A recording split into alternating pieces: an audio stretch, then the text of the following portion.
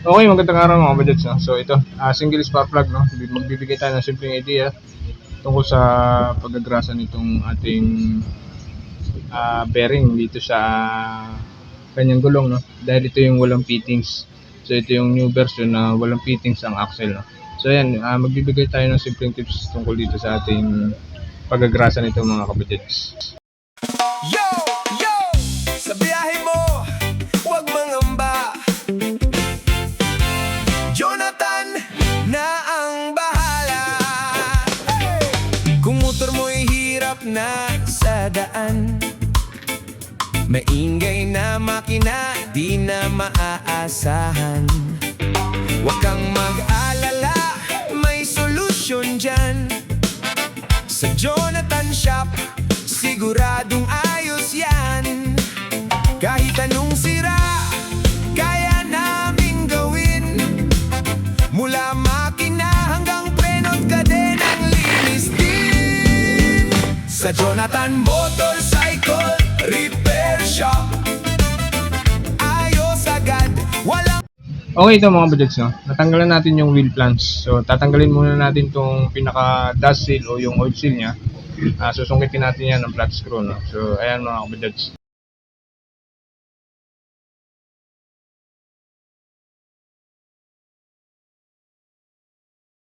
Okay yan mga kabadyats. Natanggalan natin yung kanyang oil seal. So ayan, meron niyang special nut, no? Kakalasin muna natin yung special nut niyan bago natin makalas yung pinaka axle, no? So ayan, meron niyang tools para diyan, para makalas natin yung kanyang special nut. So ayan mga kabadyats.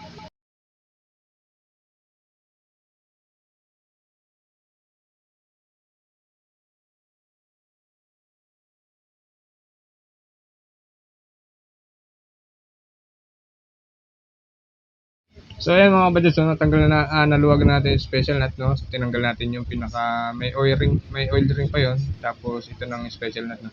So ayan mga kabadyats, hindi basta-basta natatanggal yan. Kailangan hindi nyo basta-basta mahuhugot yung axle yan pag hindi nyo luluwagan tong o kakalasin nyo itong pinaka special nut nya, no? Tapos may spacer yan sa loob mga kabadyats. So ayan, nalaglag na, no? So ayan yung special nut, tapos ito yung spacer. So ayan mga kabadyats, yung simpleng tips tungkol dito sa ating new version ng Bajaj kung paano magtanggal ng axle nito mga kabadyats, no?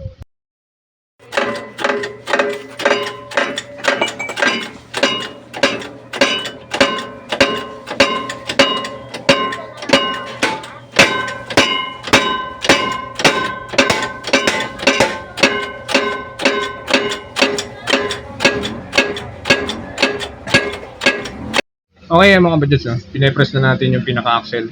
Napapansin nyo naman kung gaano katigas at kung gaano kahirap tanggalin ito mga kabadyats, no?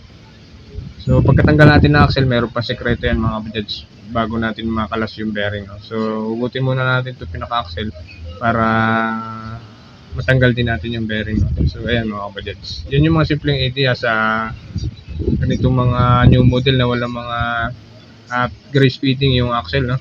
So hindi basta-basta ang pagkakalas nito, lalong-lalo na pagka magpapalit ng bearing, ay talagang hindi basta-basta kailangan yung i-press. Hindi kaya ng pukyan mga kabadyats, no? At masisira yung inyong pinaka-axle.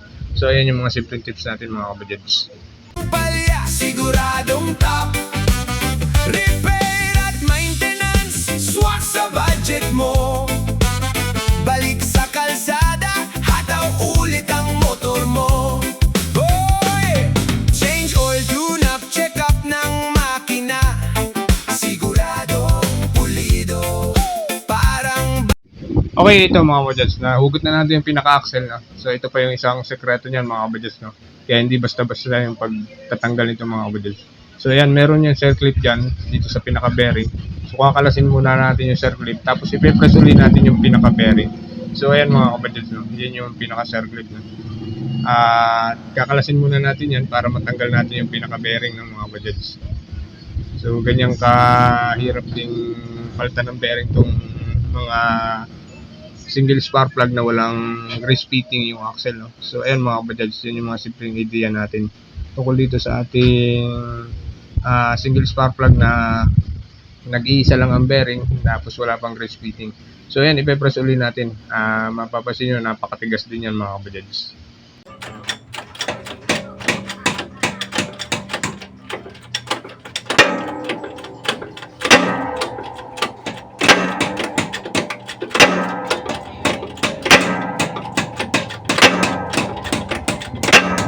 Okay, mga kabadyads, no? So kung pansin nyo, talaga namang matigas. Malagatok ang ating press machine, no? So ganito kahirap i-press yung ating mga bearing ng single spark plug na walang grease fitting. So ayan mga kabadyads, yung mga simpleng idea natin. Kaya hindi basta-basta pagpapalit nito. Kailangan talaga ng press machine. So ayan mga kabadyads. Bago na, mabilis ang serbisyo, walang sayang oras sa bawat galaw.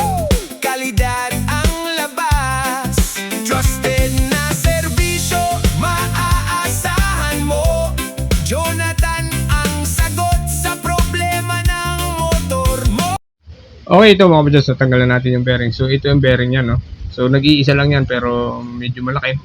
At yan ang gagrasahan natin mga kabadyads, no? So ipapakita ko sa inyo kung anong style ang bearing yan mga kabadyads, para magrasahan natin. Kailangan natin grasahan yan para hindi masira agad, no, mga kabadyads. So ayan, kung mapapansin nyo, walang grasa sa loob, no, kakaunti ang grasa niya.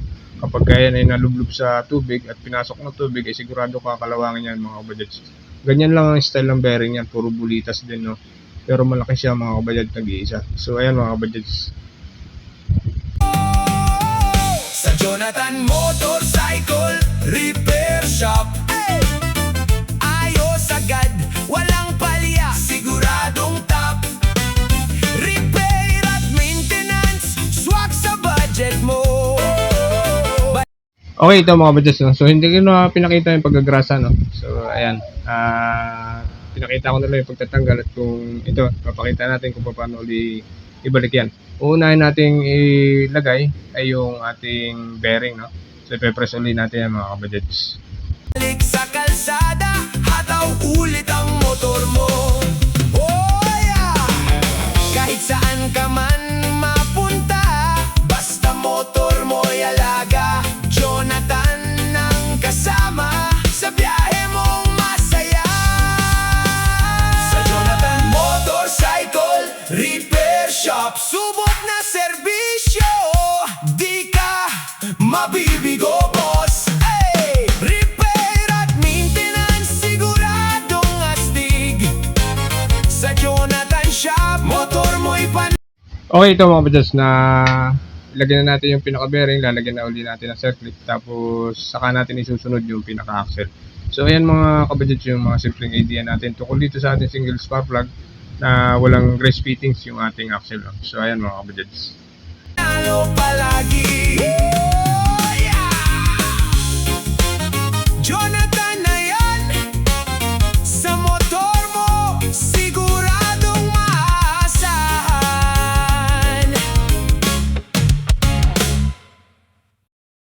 Okay, ito mga kabadyads, nailagay na natin yung axle, so ilalagay na natin itong pinaka-spacer, no. So may spacer yan sa loob mga kabadyads. Tapos itong pinaka-special nut, no. So ang number niyan ay 36mm.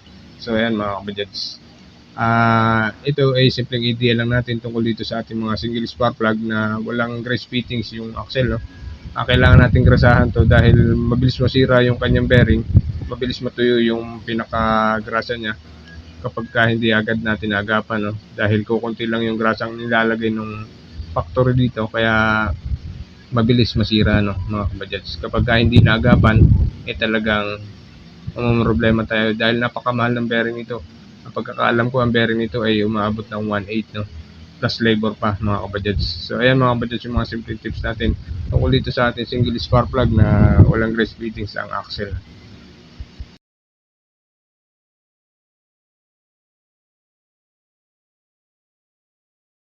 Okay, mga kabadyads, pagkatapos natin higpitan, so ayan, ilalagay na natin yung pinaka-o-ring, no? May o-ring yan para hindi pumasok yung pinaka-tubig, no, kapag dumaan tayo sa tubig mga kabadyads. Tapos ilalagay natin ulit itong pinaka-oil seal.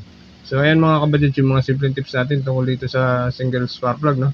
So mas mainam na pagrasahan nyo agad, para hindi agad masira yung pinaka-bearing dahil talaga namang napakamahal ng bearing nito at mga problema kayo mga kabadyads. So talaga pinahirap gawin to mga kabadyads, no.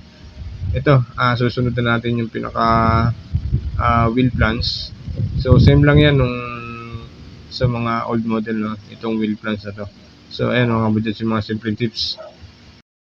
Kung motor mo'y hirap na sa daan, may ingay na makina, di na maasahan.